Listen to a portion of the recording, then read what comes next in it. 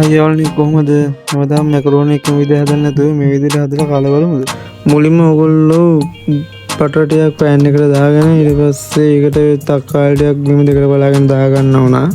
ඊට පස්සේ තක්කාලි ටික සෝත කරගෙන බෙන්ඩරේට දාලා හොඳට බෙන්ඩ් කරගන්න ඕන. ඊට කලින් ඔයගොල්ලෝ ගාවත් බේලියුස් තියෙනවා නම් බේලියුස් ටිකක් දාගෙනත් හොඳට තෙම්පරාදු කරගන්න. එතකොට රහක් එනවා සෝස් එක.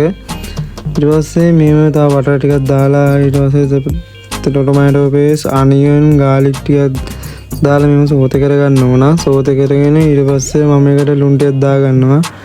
ඔයගලන්ට අවශ්‍ය ප්‍රමාණයට ලුණු දා ගන්න පුළුවන්. ඊට පස්සේ මම මේකට දා ගන්නවා ෆ්‍රෙෂ් මිල්ක්. ඔයගලන්ට තියෙනවා නම් ෆ්‍රෙෂ් ක්‍රීම් දා ගන්න. එතකොට තවත් සෝස් එක රහයි.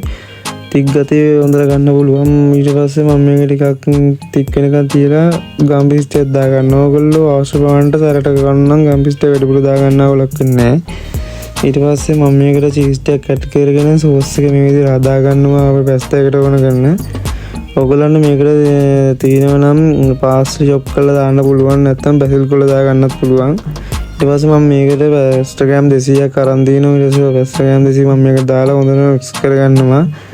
ඔයගොල්ලන්ට මට කියන්න අමතක වුණා පැස්ටා එක සම්බන්ධයෙන් පැස්ටා එකේ වතුර ටික විසික් කරන්න බෑ. ඒකෙන් ටිකක් තියාගන්න. මොකද අපි මේකට පැස්ටා එකේ වතුර ටිකක් ඇඩ් කරන්න ඕන.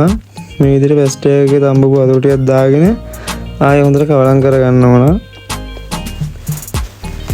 මේක අඩු වේදමින් ගෙදර ලේසියෙන් හදාගන්න පුළුවන් පැස්ටා රෙසිපි එකක්. ඔයගොල්ලොත් මේ විදිහට හදලා බලන්න. නැත්නම් මේක මාර රහයි.